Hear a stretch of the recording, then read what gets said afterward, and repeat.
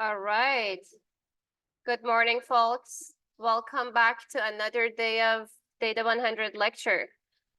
So let's start talking about the first piece of the content that you're going to learn in Data 100. So this is the Pandas 1 lecture, the first, again, content lecture that you're going to see. I'm going to talk a little bit about situating this lecture and then what's going to come your way in the next couple of lectures and in the next couple of weeks, actually. So today and in the next couple of other next lectures, we're going to actually immerse you in everything about pandas. So we're going to start with today covering some basics about pandas programming library. In the next lecture on Tuesday, we're going to talk a little bit more about advanced topics and concepts in pandas. And then in the third lecture next week on Thursday, we're going to talk a little bit more about advanced pandas topics. Why do we need pandas? Because as you saw in the demo that we had in the previous lecture, in the data science lifecycle, we really need to understand how this data is stored, and then how we can manipulate the data and how we can understand the data and do exploratory data analysis using industry standard tools that we have at hand. I'm going to also mention that obviously with the new programming kind of paradigm that you're learning in the next couple of lectures, you're expecting that there is a whole lot of code coming your way. It might sound overwhelming at first, but the way to think about how to learn all of the topics that we're covering in the pandas kind of concept generally is that think about the lecture to give you kind of a guidance and big picture idea of this programming library. And then in the labs and homeworks is the time that you're going to gain more hands-on experience with how to use all of the concepts that we mentioned and then be able to practice and experiment and debug your code and learn a lot more detail about this programming library that we're introducing in Data 100. Also, I want to mention that we're not expecting you to be able to master all of the things that we're mentioning in the lecture right off the bat or memorize anything or all of the details that we're mentioning. In the midterm and in the final exam, we're going to give you a reference sheet that reference sheet has the details of the functionalities that are available in this programming library. But the skills that you're going to learn in Data 100 is to how to understand what you need, what kind of operation you need, and be able to read the documentation, the API documentation for pandas in order to learn more details and just be able to do whatever it is that you're interested in doing. If you're standing in the back, there are some seats available here and also in the center here. Feel free to grab a seat.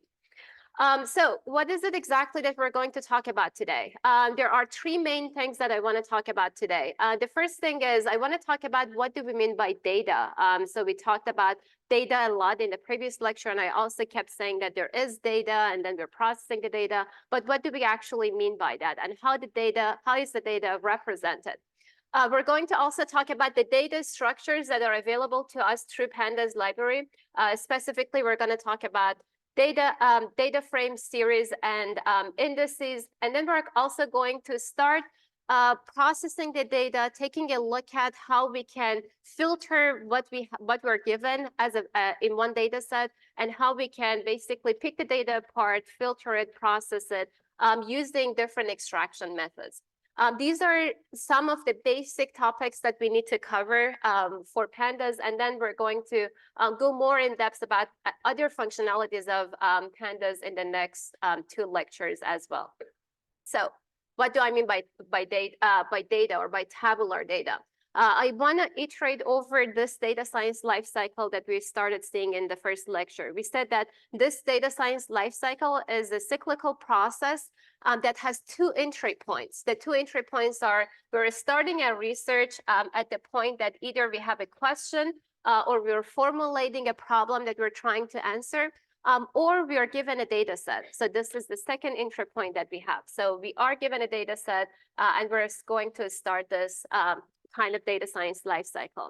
Obviously, going around this entire data science lifecycle, and then be able to process the data the way that we did it in the demo in the previous lecture. We basically looked at the frequency of the names. We looked at the frequency of different majors. We compared how many undergrads we had in the course versus how many grad students we have in the course. If you looked at the rest of the demo that we actually didn't cover in the lecture, but it was in the notebook, we also compared it with the historical trend on campus and then kind of compared and contrast the major trends and also undergrad versus grad trend at UC Berkeley campus and also in Data 100. So those were the pieces that as we were exploring the data, we were performing exploratory data analysis or EDA. We had new questions. We went back. We gathered additional data. We processed the data. We came back. We understood the data. We didn't do any kind of modeling in the demo that you saw in the previous lecture, but then the next step after you understand the data is obviously that you can perform different kinds of modeling, prediction, and inference tasks that you're going to learn in Data 100 in the second half. So kind of motivating what is going to come your way this week, next week, and in the couple of weeks after is that we're going to learn more about this programming paradigm or this API of pandas. We're going to be able to learn that, okay, you have a data. How is your data structured? How do you process the data and store it in a data structure that that you can actually do exploratory data analysis and modeling on? So this is the part that we're going to focus on in this week and next week. And then afterwards, we're going to spend quite a bit of time, I would say around 2 weeks on what are the techniques or what are different avenues of exploring the data. We're going to talk about visualization. We're going to talk about how to do text processing and such. And things are going to be very interesting there in order to understand how do we transform the data in a way that it's ready for modeling. Because this is the part that we also mentioned in the previous lecture that more than 60% of the time of a data scientist is going to be around obtaining the data, processing the data, exploring the data, and make sure that the data is ready for the modeling. The actual act of modeling is not going to be a major part of the time that the data scientist is going to spend on any kind of data analysis task, but it's more like going around this cycle, is spending more time to make sure that this entire pipeline is as solid as possible.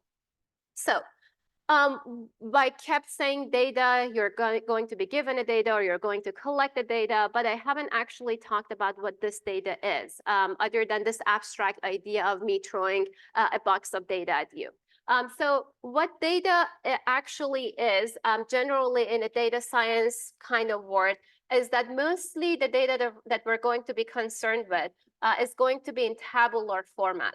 What do I mean by tabular format? Anything that is in a table-like kind of structure. You're going to see in the EDA lectures that there are other different types of data formats that we might deal with. But majority of the time in Data 100, we're going to work with the tabular data.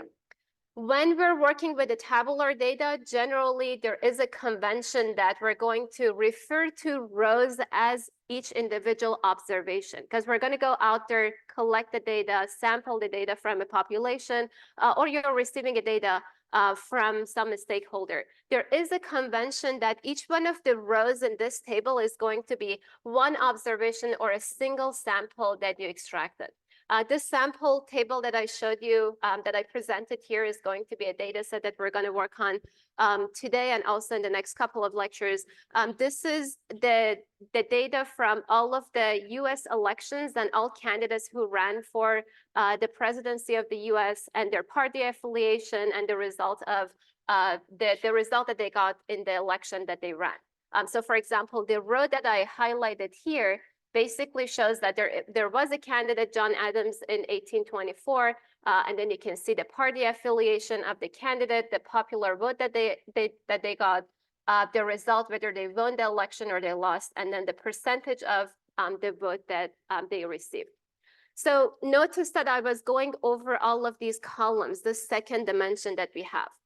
Generally, there is also an assumption and a convention that the columns are going to be attributes that are collected in your data.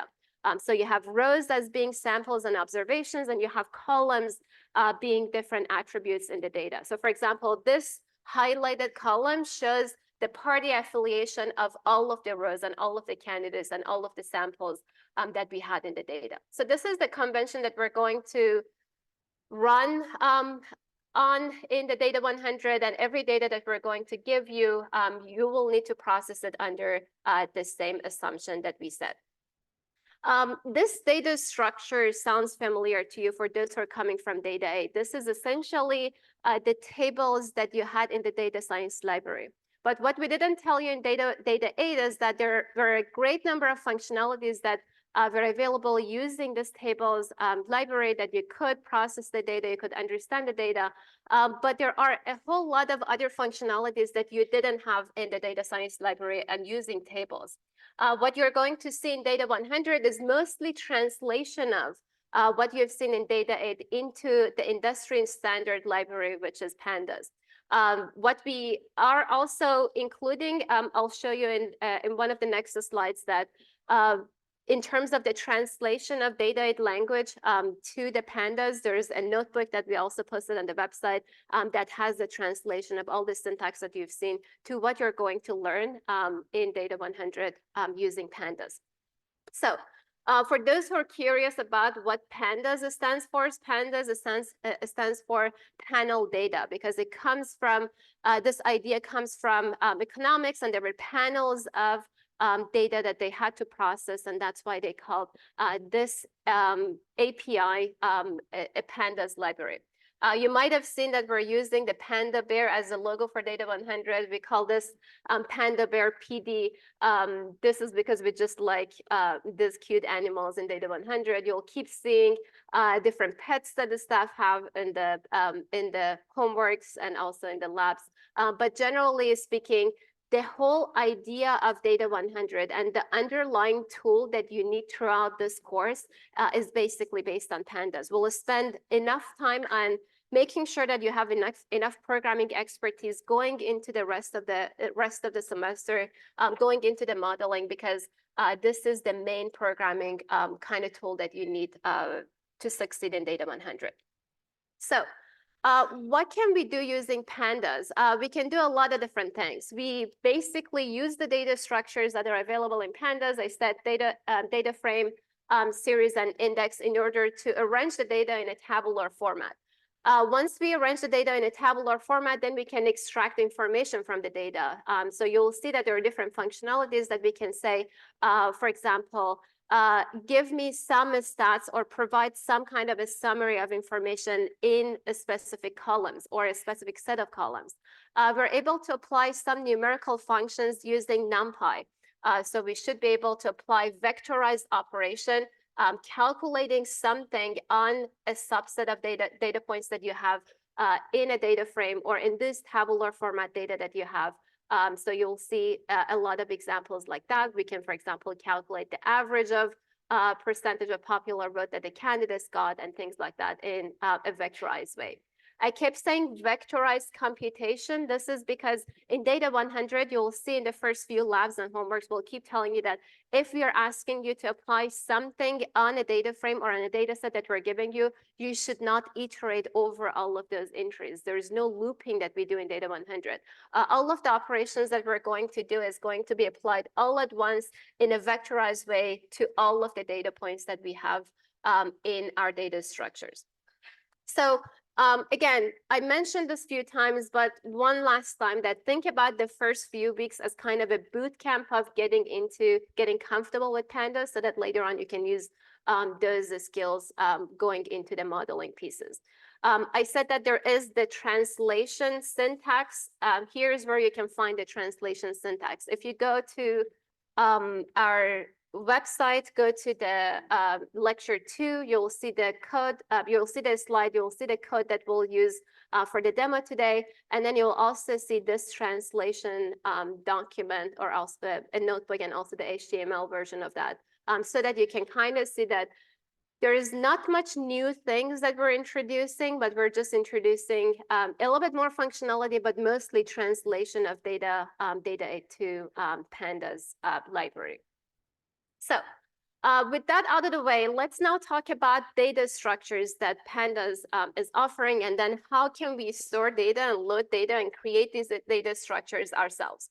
I said that the main data structure that Pandas has is DataFrame, because DataFrame is this table-like data structure that we have. So this right here is an example of a DataFrame object. So think about DataFrame as a 2D object that has rows, that has columns. One thing that I want you to note is that all of the rows do have a label here.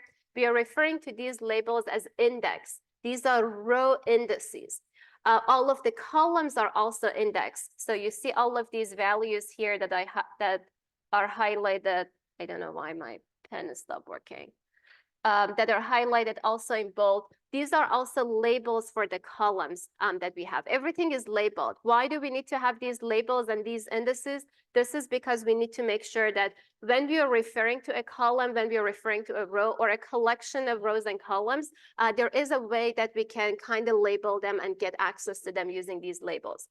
What I want you to think about as the data frame is that under the hood, data frame is a collection of series objects. So each series object is a column in the data frame. So for example, think about here that there is one column candidate, and this column candidate is a series object labeled with the name candidate, which has all of the entries or all of the values in that column. So the building block of any data structure in Pandas is series. A collection of series objects together is going to give us this 2D structure that we're calling it a data frame. If I go ahead and print the value of one series object, for example, here, this candidate column, I'm going to be able to get this output. What is that output? There are two columns or two pieces of information there.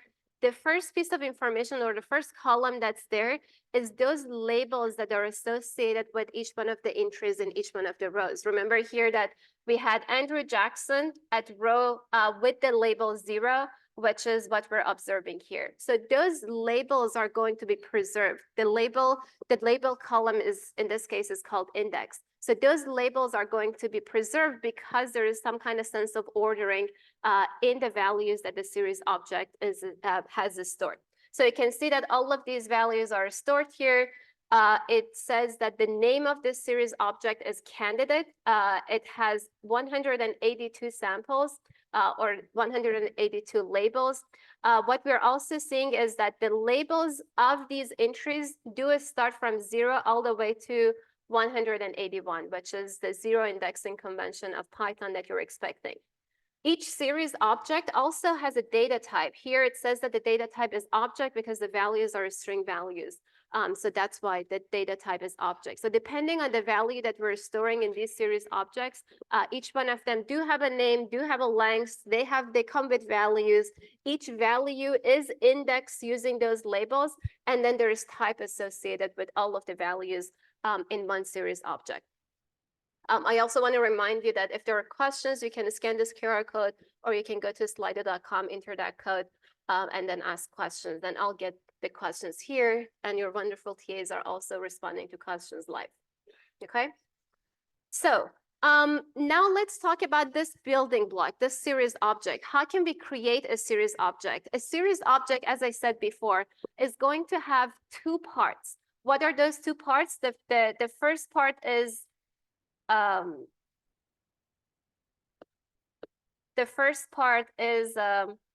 why isn't it not working?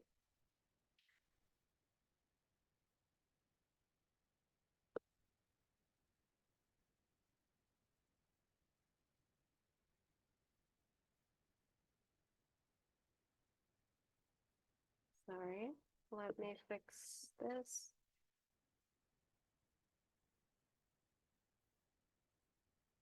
Okay, never mind. The first part is this index or the labels that are associated with each one of the entries that we have, and we also have the actual values right here.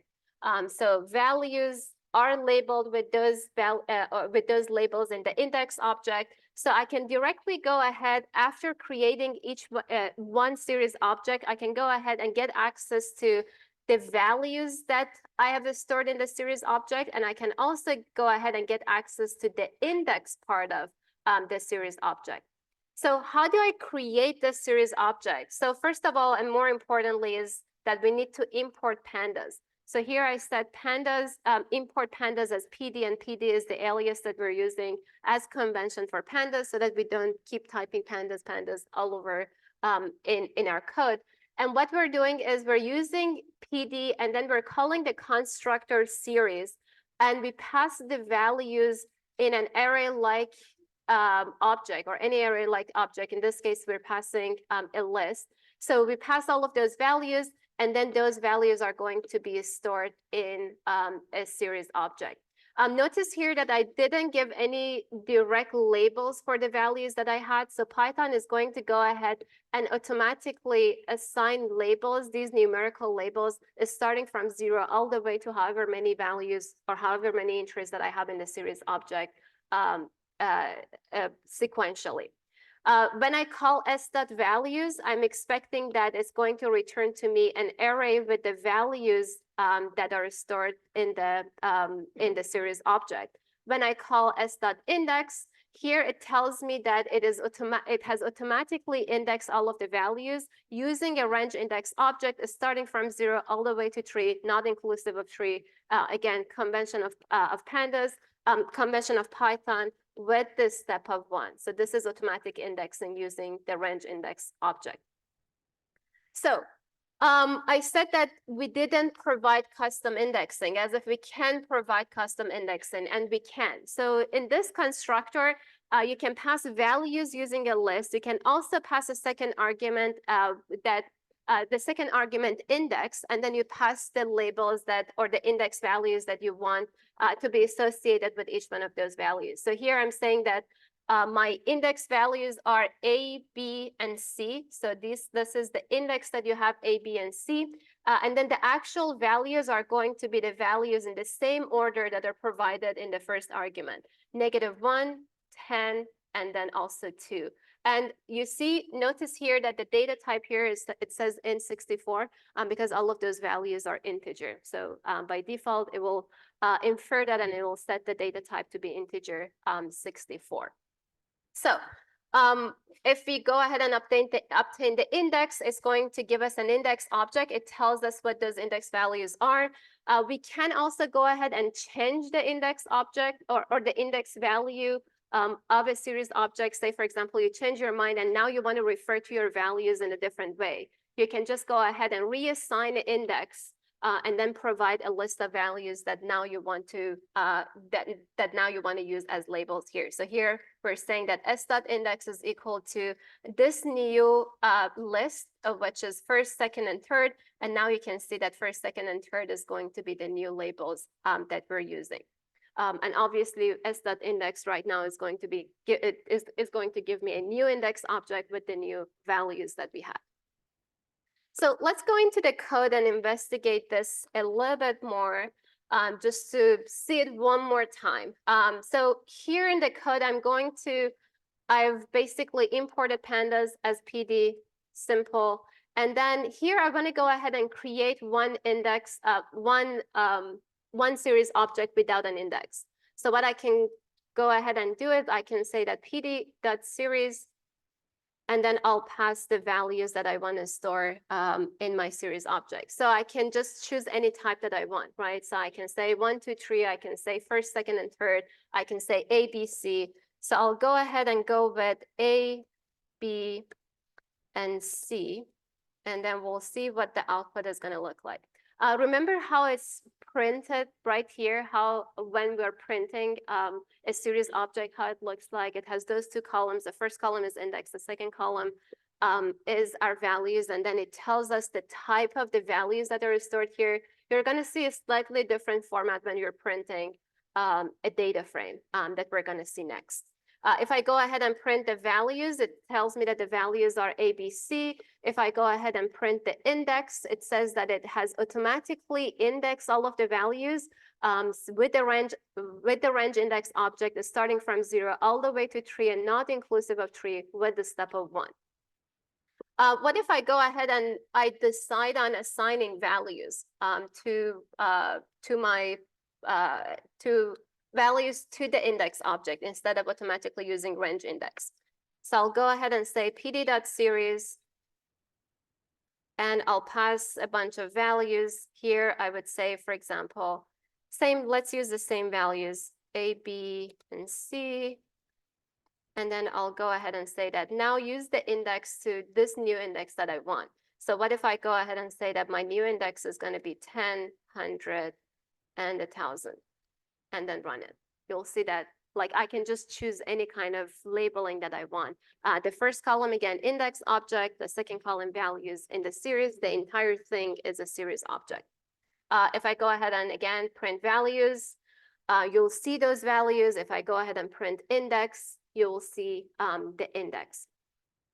I can, again, I mentioned this, I can go ahead and say that I want to change the index. So for example, 10, 100, and 1,000 I might have assigned it by mistake. So I will go ahead and say that s.index is equal to, I'll go ahead and say, for example, 1, 2, 3. And then I'll go ahead and take a look at the result.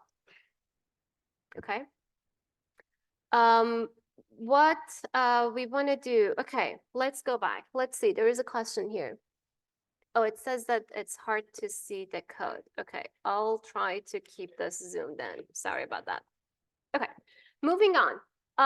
Once we created a series object, what do we want to do with it? We want to do selection. How do we do selection? We can do selection based on these labels that we have or based on a filtering condition that we can define. So think about all of these labels that we have as kind of a pointers, different pointers, named pointers to these values that we have. If I create, for example, a series object here with the values being 4, negative 2, 6, 4, negative 2, 0, and 6, with the index values being A, B, C, and D, I can go ahead and use one single label in order to retrieve one single value. So think about like just you're interested in getting one of those values in one of those rows. So in that case, I can just use the square bracket accessor here, and I can just say that S is square bracket passing the label that you want. In this case, A is going to be looked up and the value, the corresponding value is going to be returned. So in this case, the output is going to be 4. So you just use one label, the output is going to directly be returned. The type of the returned value here is going to be whatever the type of the data of the series object was. So in this case, it's going to be an integer value that's going to be returned. What if you want multiple values? So you have multiple rows that you want to extract. You don't want to extract them individually, one at a time. In that case, what we can do is we can use a list of labels. So how do we do that? We can use the same accessor, but instead of passing only one value, we will pass a list of all of these labels or all of these index values that should be used to retrieve the values for us. So in this case, I have A and C in a list. So it will go ahead and retrieve the row for corresponding to label A and the row corresponding to label C. And how would it return the result? So I want to start kind of situating the way that you think about all of these operations as like, think about what should be the output return type. So I have 2 labels, I'm returning 2 values, but when you're returning those 2 values, they should come with corresponding labels so that you know which row is which, right? So in this case, in order to make sure that you still have those labels, the return type is going to be a series object. So now contrasted with the case that there was only one label has no confusion, so you just return that value. If you are using multiple labels in a list and you want to return all of those values should come with the accompanying index associated with them, so the return type makes sense to be a series object. So now moving on, a filtering condition. This is what you're going to use very frequently in this course. What do I mean by a filtering condition? Let's say that you want to select some rows, but you don't necessarily know which rows you want to select in terms of you don't know the labels that you want to extract. Say, for example, you have a condition that you want to extract rows with the values that are even or odd, or the rows that their values are greater than or equal to 0, right? So in those cases, if you don't have a way of using a filtering condition to just apply it to the entire series object and return and get the returned result, then you have to first identify the rows that do qualify and then be able to find the labels and then use those labels in a list to be able to get all of those filtered values. But with the filtering condition, what we can do is we can apply a two-step operation. The first step operation is just to apply the Boolean expression that you have or the condition that you want to impose so that you know which row is qualified to be filtered or be returned and which row is not qualified to be returned. So what we do is we will basically apply this Boolean expression and the result is going to be a new series object with all of the values being Boolean values. What do we do next? We will use those Boolean values to index into the original series object in order to retrieve the rows that do qualify. That was too much word. Let's see an example. What do I mean by a Boolean expression? So here, I have one series object named S. I have a Boolean expression here, S greater than 0. So the result is going to be a vectorized operation that you're applying to all of the rows all at once. The result is going to be the result of this operation on each one of these rows. So here we know that, for example, the first row, the result should be true because the value was 4. For the second row, the S greater than 0 is false because the value was -2, and so on and so forth. And notice that the type here is Boolean. And what we are applying here, we're applying a Boolean expression in a vectorized way, and we're getting a series object of type Boolean. Why is it going to be useful? It's useful because if we pass this Boolean type series to the original series, the way that it's going to operate is that it's going to just row by row take a look at the Boolean type series. In the rows that the corresponding value is true, those rows are going to be preserved and they're going to be put in the output. The rows with the value of false are not going to be put in the output. So in this case, you're seeing that this has a value true and this last one has a value true. So only those two rows are going to be retrieved and put in the output for us. Okay, and the return type is still going to be the same return type. Why is the output type here a series object and not something else? Same rationale. You might retrieve multiple rows. Each row needs to have a label or an index. So because of that, the output type is going to be a series object with those index values, with the values themselves, and then you'll get the result or the filtered version of your series object in the output. So let's do a quick exercise here. So here I created the series object. So see what this series object is. A bunch of different values, 4, -3, 1, and 6. Labels are A, B, C, and D. We basically took a look at what happens when we're extracting only one label. So only one label. If we say I want D, the output is going to be 6. So the corresponding value is going to be returned. If we want multiple of them, then I pass it as a list. So I pass C and D as a list, and then I'll be able to extract all of those rows that I actually mentioned that I want. One thing else that I want to show you here. So you can always be creative and just try out the stuff on your own because you have a copy of all of the code that I'm testing today. What happens if I just use one label, but instead of passing that label to the selector operator, I pass it as a list? So say, for example, I go ahead and say S, selecting only one row with the label D, but I'm passing it as a list. what do you think is going to happen?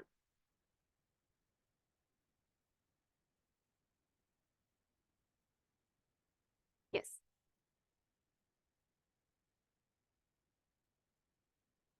The answer was it will output a series object. So Python is just going to compile this, right, or run this. It will see that you have passed the list. It doesn't matter how many elements you're passing in the list. It just assumes that you want the output to be labeled, and you might have more than one entry. So it's going to give you that single entry that you have in a series-like format. Okay, so try these stuff, and then you'll get used to like predicting what's going to be the output of whatever operation that you're applying. Now I want to try a little bit of a more complex version of doing a filtering condition. So in this case, remember what our data frame was. Our data frame was series was 4, -3, 1, and 6. And what I want to do is I want to extract all the rows with even values. So I want to extract only this row with the value of 4 and only also this row with the value of 6. So how do I do that? First, we said that we need to create this Boolean type series object.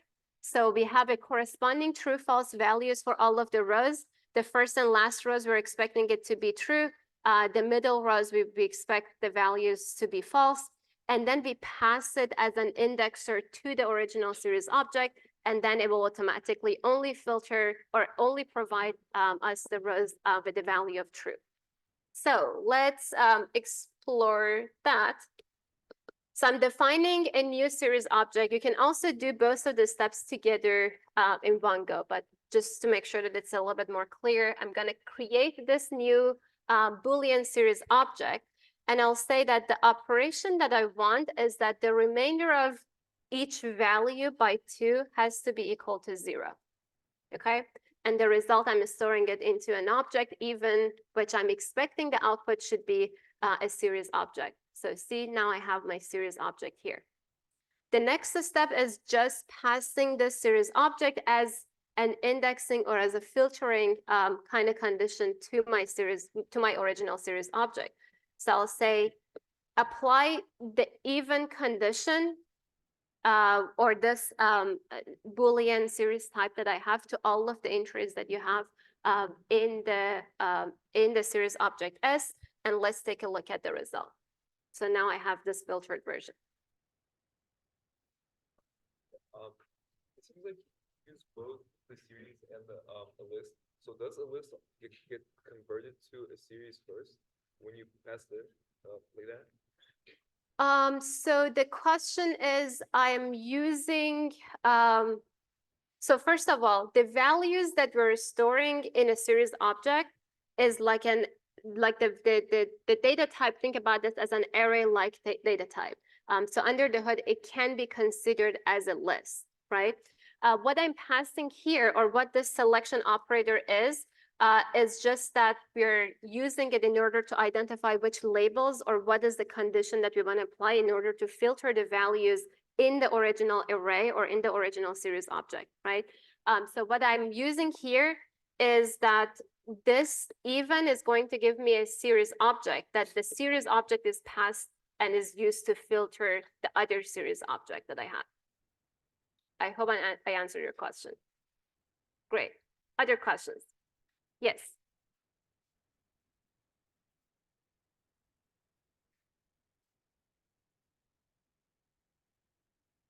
Okay, so the question is, they tried to put this condition directly into a square bracket and it didn't work. So let's give it a try.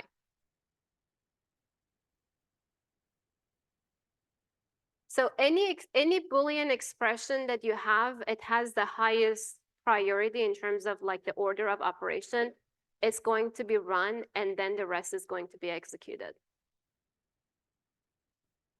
All right, cool. Moving on. We have a fun exercise here for you. So you can answer it here, or if you want to see the code a little bit more closely, the code is actually this code right here.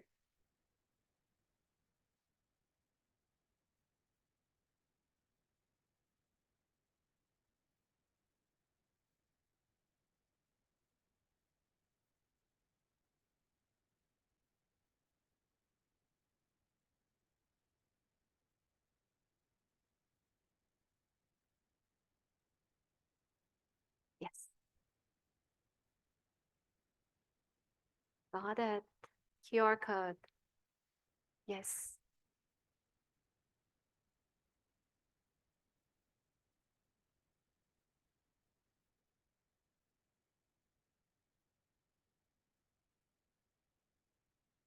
Where is Shreya? Shreya, where are you? Nope. Oh, you're there. We have to hide these results. It's gonna be more fun. All right, cool. So is there any volunteer who wants to explain to the class how we arrived at that 95% magic correct answer? Yes, go ahead. The value.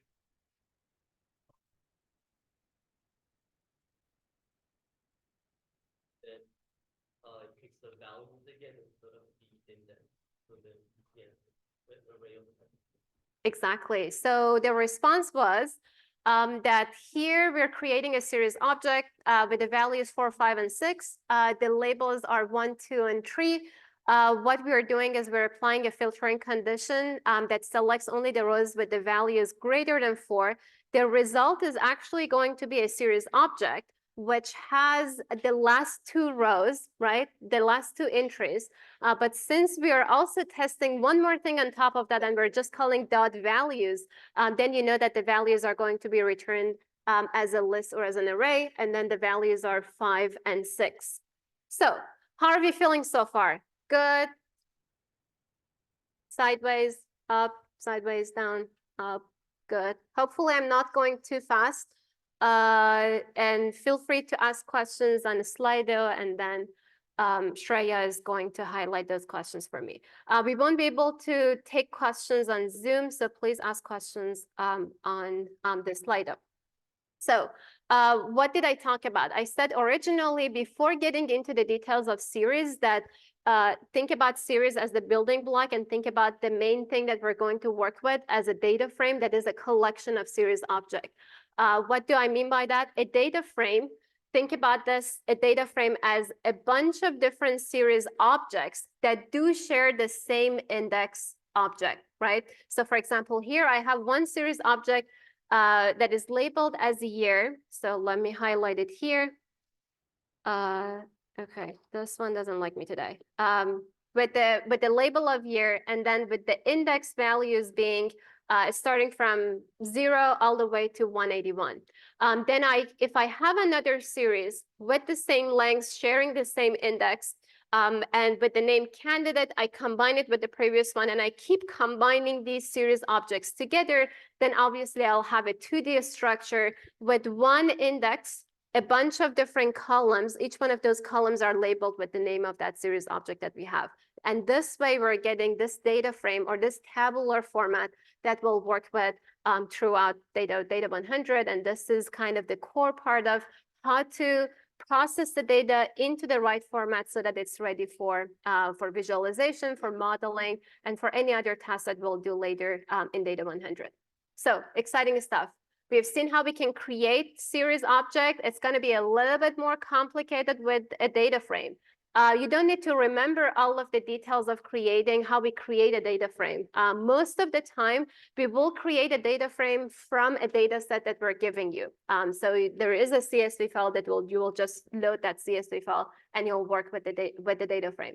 But it's always important for you to just understand the basics as well. Creating a data frame, you just call pandas or PD or however you imported the pandas library. .data frame, you pass the data first. What are you storing in all of the rows and all of the columns? We're going to talk about in what format and in what kind of objects you can pass so that it understands that this is the core part of your data and how it's situated in terms of which one of them are rows and which one of them are columns. You're also passing index, that first column or that first index that was highlighted in bold text.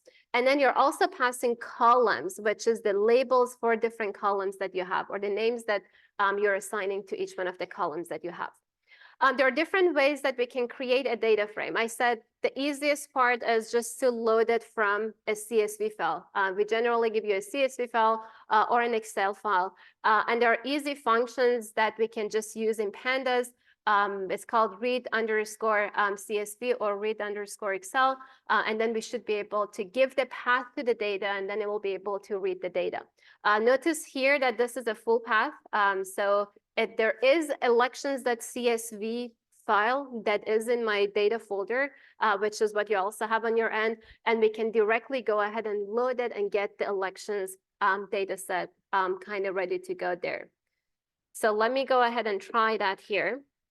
So I can say pd.read_CSV. And kind of to show you that the data is actually there, is that you can go, this is not directly what you will see, but you'll see something similar.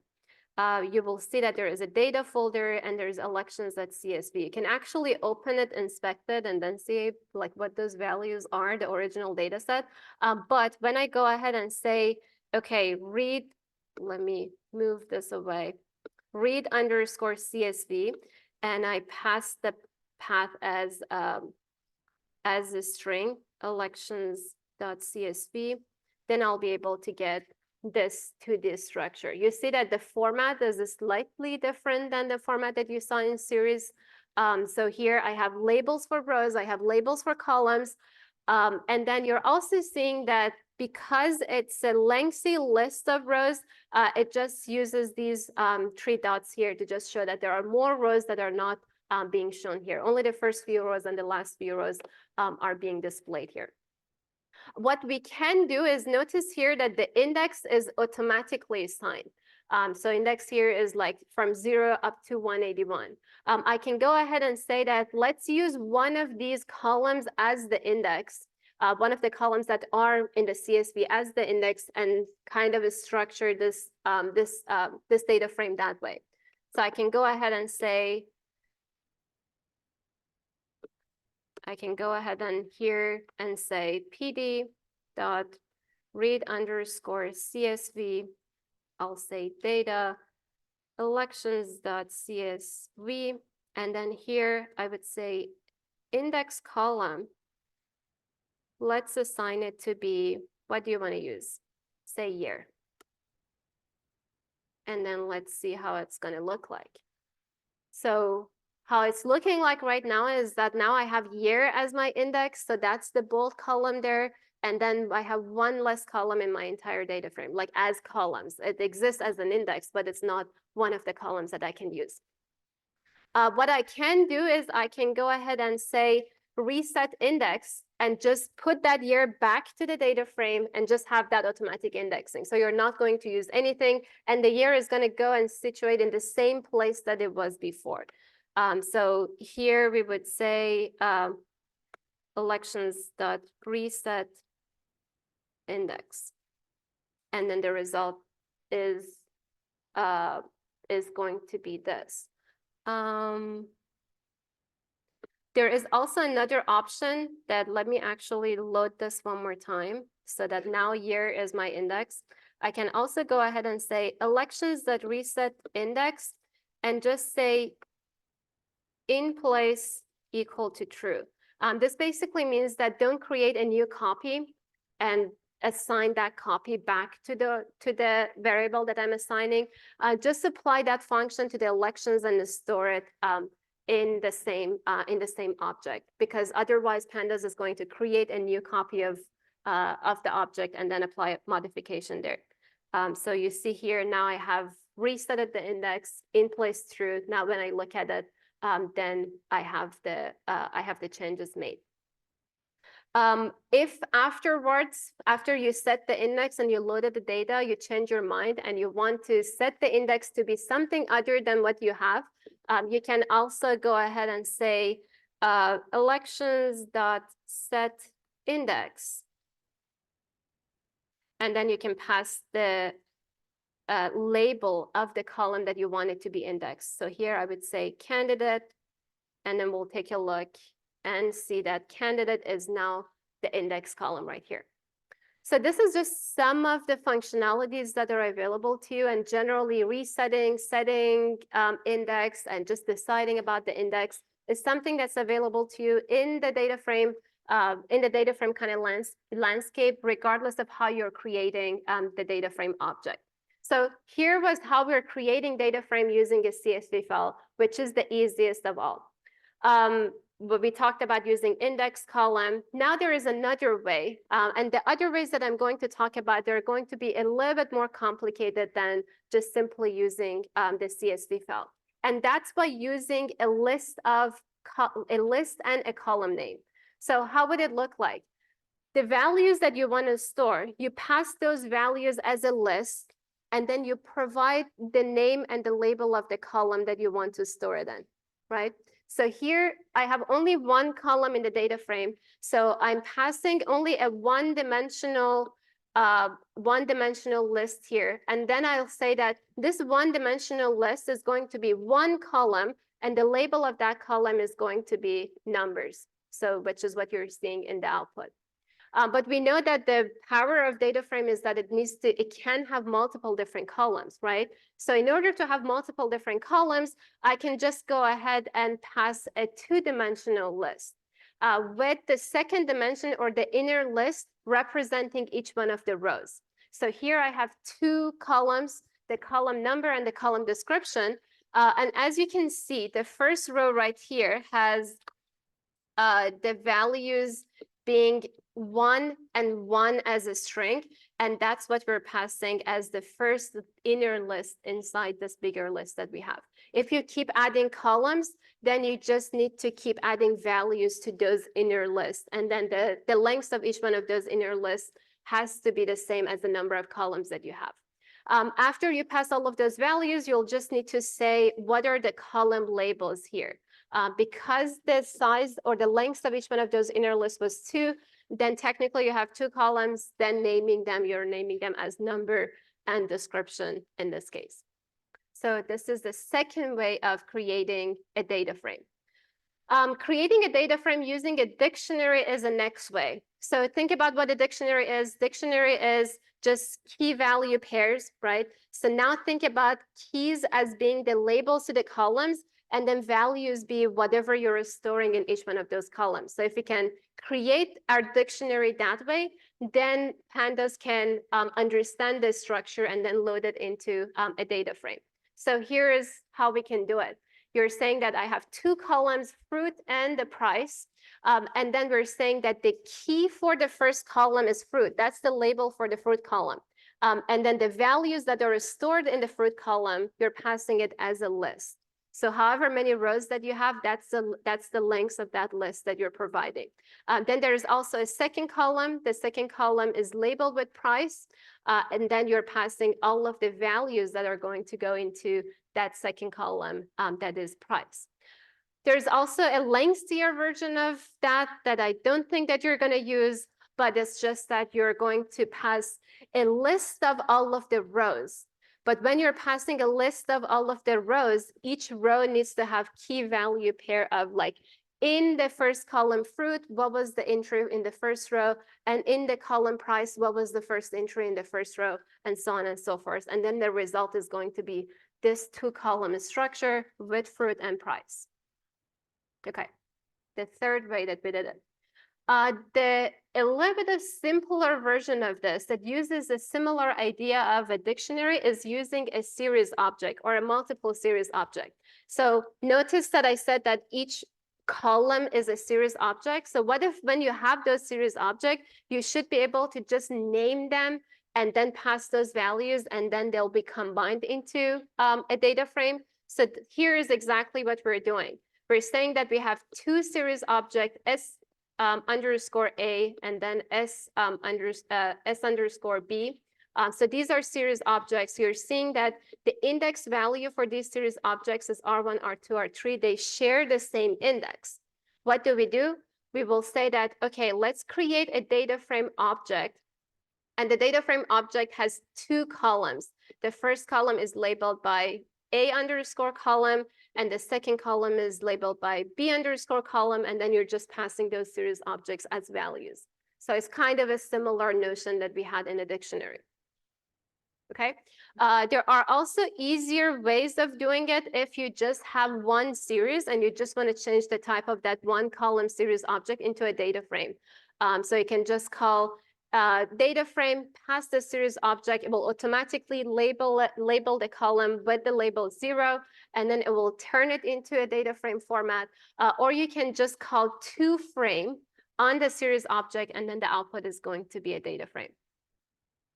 Okay, you don't need to memorize all of these details. I realize that this is very complicated, but just know that there are different ways that you can do it. If I give you a file, you can load it. There are different functionalities that are available to you to read CSV file, JSON file, Excel file that we're going to play with, some of them in the labs and homeworks and also in the EDA lectures.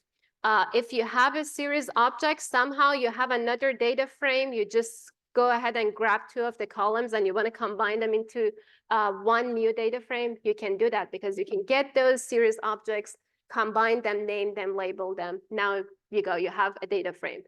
If you just have those values and you want to create a data frame with just imaginary value that you're coming up with, then there are ways that you can use it using list and dictionary, but they're going to be less popular. All right, wonderful. So we talked about the index. I kept saying that series has index, data frame has index, and data frame is a bunch of series objects who share one index, but we never talked about index as a data structure. This is the third data structure that Pandas has. Index can be numeric, can be non-numeric. It can have a name. And then we can also assign a data frame to use a specific column as the index, which is what you saw in the examples that I showed you. You can just assign, for example, here, index column to go ahead and use the candidate to be its column as opposed to just automatically labeling it with numerical values.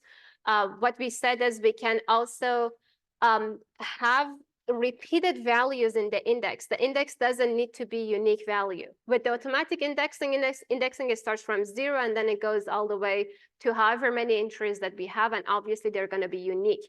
But when I went ahead and created the data frame and I set the year to be the index, as you can imagine, with the presidential election, there are multiple candidates running for president of United States in every given in all of those election years. So we had repeated values here. We had repeated values, and that's fine. We said that rows do have labels, and rows do have labels using the index.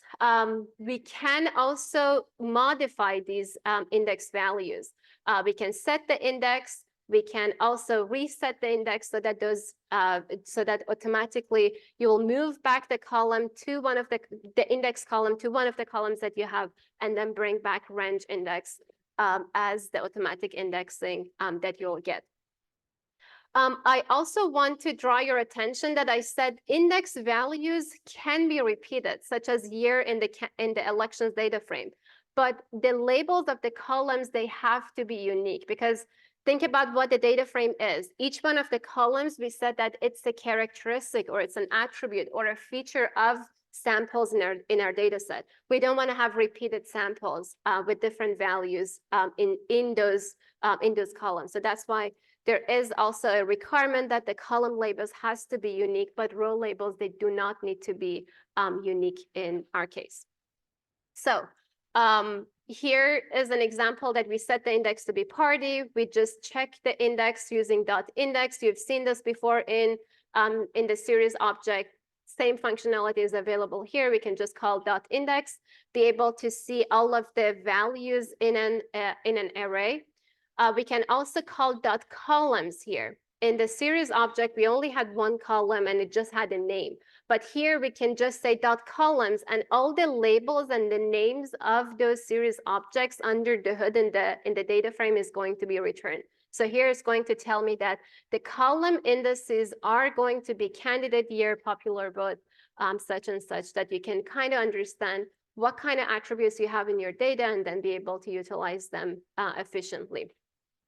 One thing that you're going to utilize a lot is .shape. Dot shape is going to give you a two-piece information. The first piece is going to be the number of rows in the data frame. The second one is the number of columns. Because a lot of time we might want to index into our data frame using row integers or like the order of the rows, and then we might want to know how many entries do we have, and we might want to know how many columns do we have. And this gives us a general sense of what's the size of our data set. So in the elections example, I have 182 rows and then 6 columns. This is going to be very useful to you later. Okay, so putting everything together, the data structures in pandas, 3 data structures. The most important one that you're going to use a lot is a data frame. Data frame has index for the rows. It also has index for the columns, or those labels for the columns. Each one of the columns in a data frame by itself is a series object. So it's a bunch of different series objects. So the 3 data structures are data frame, series, and index. And that's kind of a takeaway about all the data structures in pandas that we want you to know. So let's answer this question, and then we'll take a 2-minute break. We're going to come back with the next piece.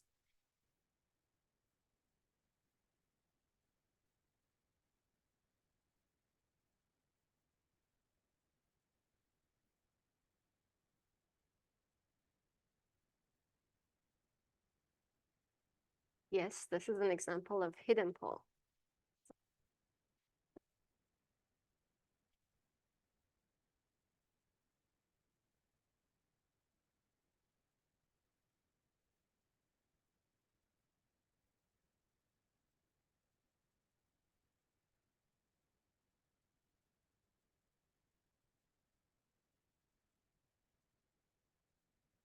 So what are we doing here? Creating a data frame, right? How did we create a data frame? Using a dictionary, right? What are our column names? 1, 2, 3. What are our column names? C1, C2. What are the values in column C1? 1, 2, 3, 4, and then the values in column 2, we see 2, 4, 6, 8. So therefore, we have a data frame after calling this constructor. We have columns, and we have the values in each one of those columns. But when I go ahead and get dot columns, so that I get the column index, not the row index, this is going to give me both of those labels, which is going to give me C1 and C2. 762 votes. I like it. Keep the attendance like this going forward. You're going to enjoy it. And you're going to need it just to stay on top of all of the lectures that we're giving you. All right, wonderful. So we talked a lot about all of these data structures. We said that this data frame and this pandas is a very huge API. What is API? API is application programming interface. It is an interface or a lot of functions and a lot of attributes that are available together in one package into one library that you can utilize them in order to do the functionalities that you want. Again, compare and contrast what you're seeing in data frame here versus what you've seen with tables in data 8. And we are not, again, expecting you to be able to memorize all of these details. We're going to give most of the functions that we'll introduce to you in the reference sheet for midterm and for final exam. But what we want you to gain from this course is to be able to read documentation and Google properly, and then be able to use Stack Overflow or different resources so that you can do the thing that you want in a very efficient way, so that if you keep doing it, then you will memorize it. And then you'll be able to do them in your daily life. Hopefully, you'll go out to be a data scientist in future. So the more exciting part now, with all of that out of the way, is to just take a look at how can we work with the data, and how can we pick the data apart, take a look at what values we have in columns, what values we have in rows, and then be able to be a little bit selective and then filter the entire data frame or series into smaller pieces. So I'm going to talk about 3 different ways, and I don't think that I'll get to talk about all 3 different ways, but hopefully I'll get to talk about 2 of them. two different ways today and one way in the lecture on Tuesday about how we can select a number of rows and a number of columns using lock and iLock operator, and then later on using the square bracket selection operator. So how we can do it is basically that there are different common ways of us understanding what's happening in our data set. If we have a data frame, a lot of time, and you also saw it in the demo in the previous lecture, is that, okay, let's take a look at the first 5 rows. Let's take a look at the top 10 rows or the last 5 rows or the last 10 rows. We can simply do that by just getting the head and the tail of the data frame. We can also get access to a piece of our data frame or a number of rows and a number of columns using the label. Remember that we said that rows have label and columns have label. So we can use those labels to access to a piece of data.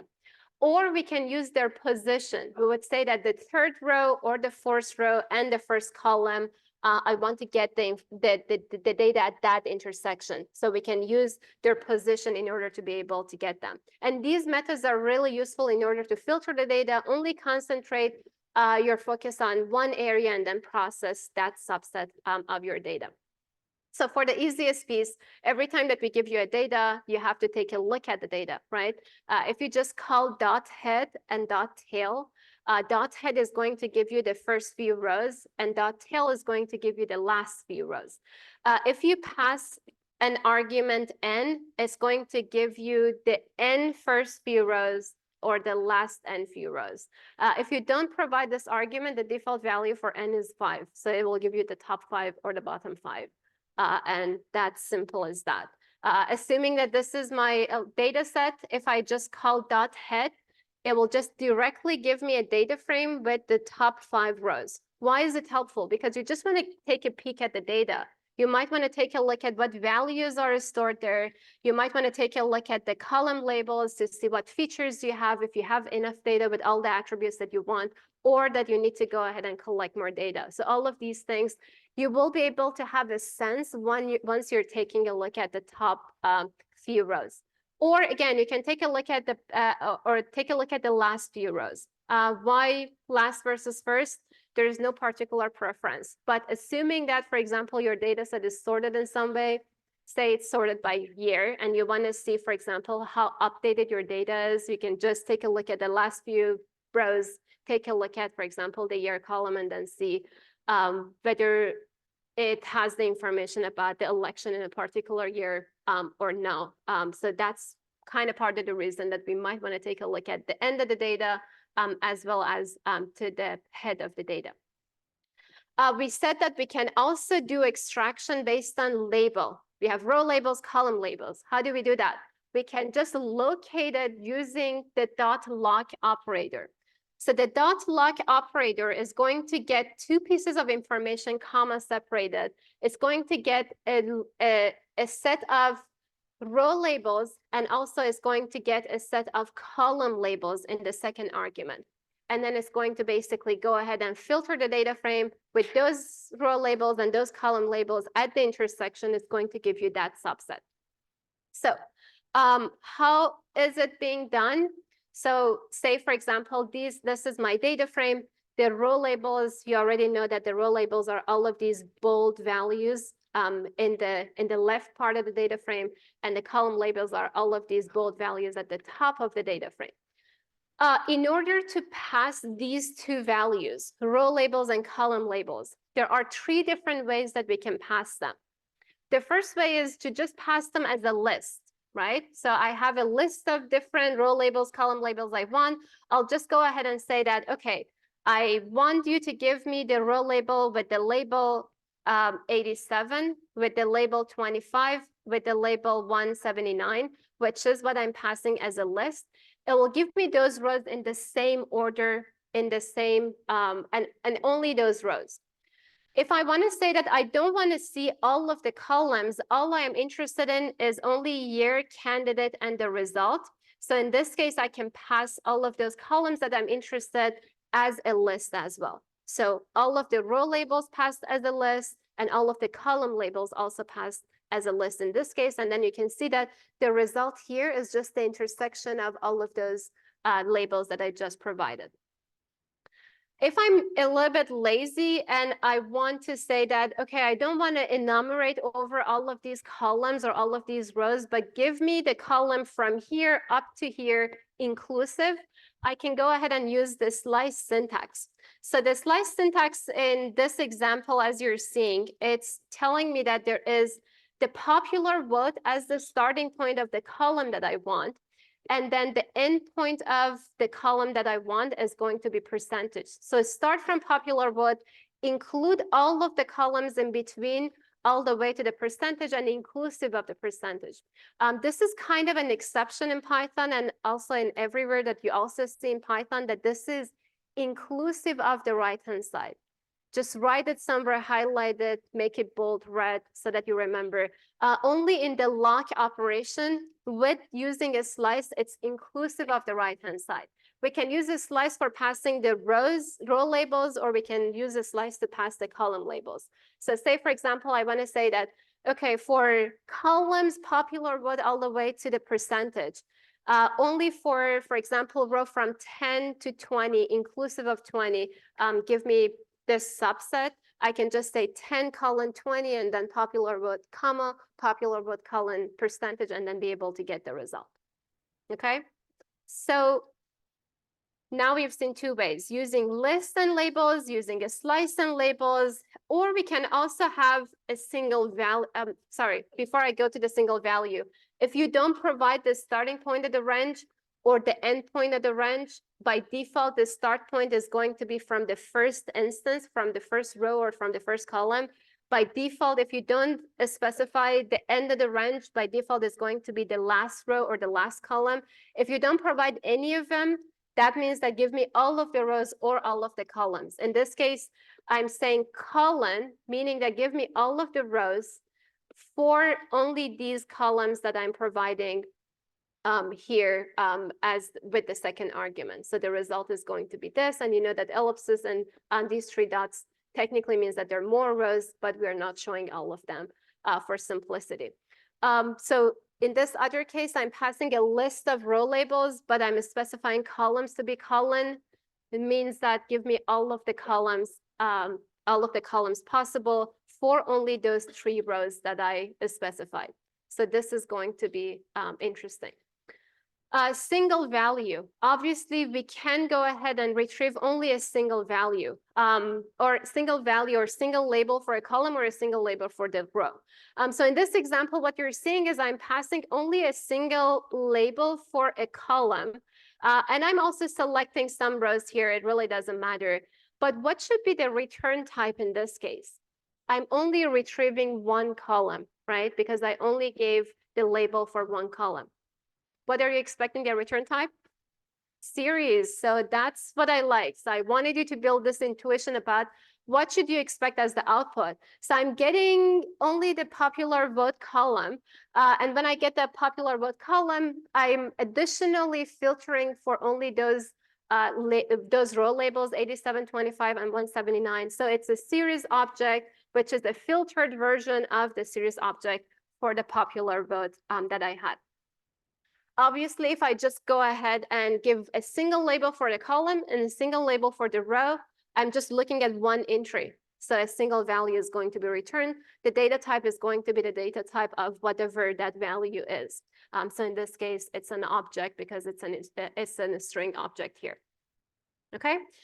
So I want to also start kind of showing you that there is also another way of doing the selection. So we have done selection using label, but we can also do selection based on the position of these rows and these columns. And what the operation looks like is that it says the operation is called iLoc, or integer-based location. Or integer-based locating of elements. So instead of saying that row with label 0 and row with label 5, etc., we would say that give me the 5th row and give me the 4th row and give me the first column, for example. So everything is going to be referred to as with their position as opposed to with their label, because a lot of time the integer position is going to be more accessible to us. Again, say, for example, you have a sorted list of things and you want to, for example, say, for example, you have the earning outcomes and the earning outcomes is sorted and you want to find the median of earning outcomes. So you can just directly index in the middle of your data frame and then be able to get that single row. So that's why integer indexing makes our life a little bit easier in some of the scenarios. So with the integer indexing, it starts from 0. So columns integer position starts from 0, and then row indexing also starts from 0 and so on. So regardless of whatever label we have, then we have these row integers. So notice here that because I have automatic indexing, the index for the column is the same as their integer position, but that's not the case always, because we might have different kinds of index values. Also the same for the columns. Again, irrespective of what labels we have, their integer position starts from 0 and then goes all the way to however many columns that we get. We do have the same number of ways of getting access to the elements in the data frame. We can pass a list of integer positions. We can pass a slice of integer positions, but this time it's not going to be inclusive and it's exclusive, just normal Python. Or we can pass a single value. So let me quickly show you how they look like. Passing a list. So in this case, I'm passing a list by integer positions. Notice this is integer position because there is I-loc right here. There is no loc. There is integer locating of elements. So I'm looking at the row at the integer position 1, 2, and 3. So passed as a list. And then columns be the first column, the second column, and the third column. Integer positions 0, 1, and 2. And this is the result that we'll get. And then we can also confirm that these values are exactly in the same position in the data frame that we have. A slice works exactly in the same way. We just need to provide a range that we're interested in. So here, for example, if I say that, okay, for the row at integer position 1, 2, 3, give me all the columns starting from 0 all the way to 3 and not inclusive of 3, right? So this is exclusive here. So in this case, I'll get row at integer position 1, 2, 3, and then the columns at integer position 0, 1, and 2. So obviously, again, if I don't provide the starting point of the range or the end point of the range or none of them, you know what's the deal. If I don't provide any of them, this technically means that give me all the rows. When I'm providing the starting point and the end point in this case, it starts from 0 and then it goes all the way to 3 and not inclusive of 3. And this is the result that we'll get.